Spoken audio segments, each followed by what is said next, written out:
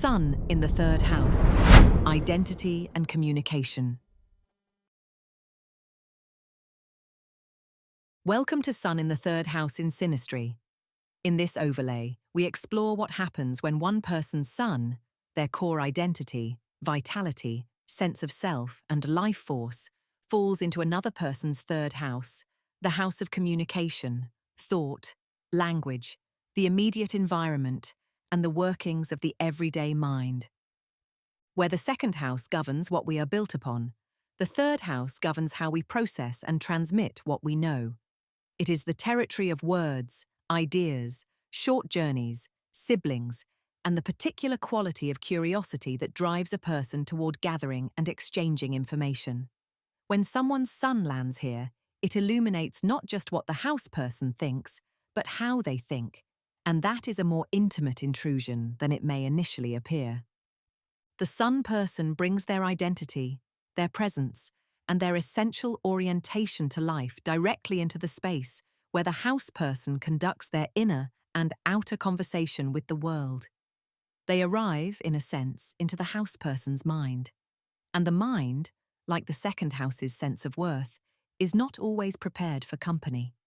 From the house person's perspective, the sun person may feel like someone who sharpens them.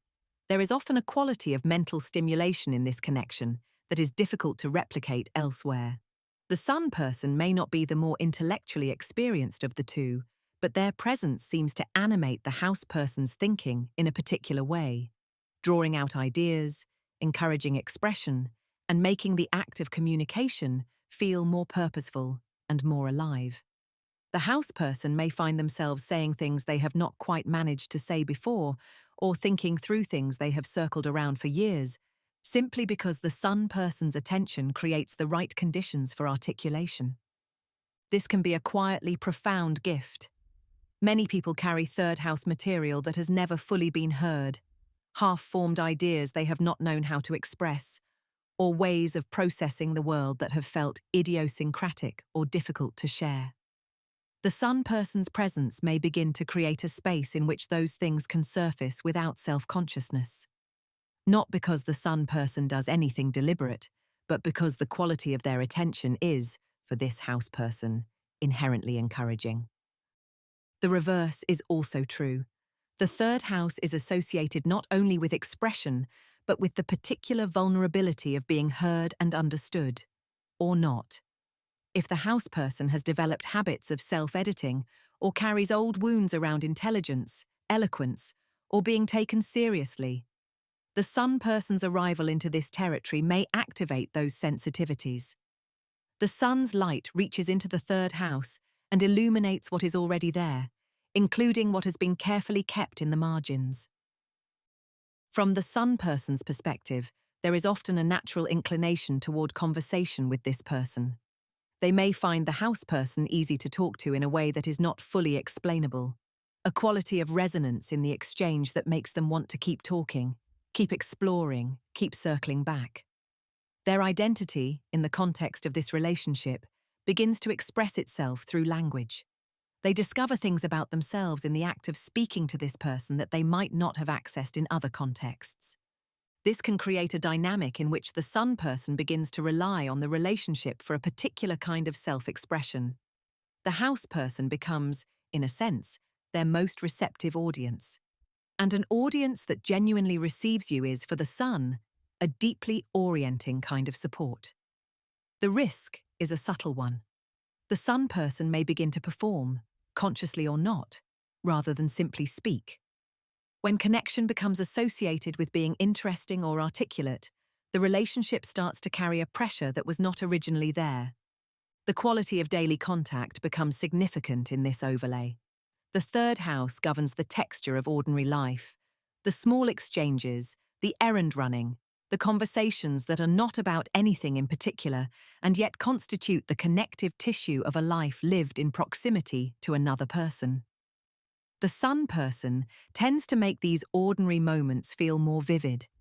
Their presence in the house person's everyday environment brings a kind of illumination to the routine, a sense that even the mundane carries more significance when this person is part of it. This can be one of the overlay's most sustaining qualities, Not every relationship is built on grand gestures and transformative experiences. Many are held together by the quality of ordinary exchange, and when the sun falls in the third house, that ordinary exchange is genuinely enriched. There is something to talk about. There is a pleasure in the back and forth that does not require elevation or occasion. Disagreement deserves particular attention here. The third house governs opinions as much as it governs dialogue, and the sun person's identity will inevitably come into contact with the house person's habitual ways of framing and interpreting the world. Where those frameworks align, the exchange is generative. Where they do not, the friction can be surprisingly sharp, because third house disagreements tend to feel personal in a way that is difficult to separate from the content. When your most natural mode of thinking is questioned by someone whose identity is illuminating the very space where that thinking lives, it is not easy to hold the disagreement lightly. There is also the possibility of the sun person dominating the conversational space. The sun carries a natural gravitational pull, and in the third house, that pull is exerted on the field of communication itself. The house person may find over time that their own voice has become quieter in the relationship, that they listen more than they speak, or that their ideas tend to orbit the sun person's rather than developing their own trajectory. This is rarely intentional, but it requires conscious attention on both sides to prevent. At its highest expression, this overlay produces a relationship in which both people feel genuinely met in their intelligence. The sun person finds a context in which their identity can be expressed with unusual clarity and ease. The house person finds a presence that encourages them to think more boldly, speak more freely, and trust that what they have to say is worth saying.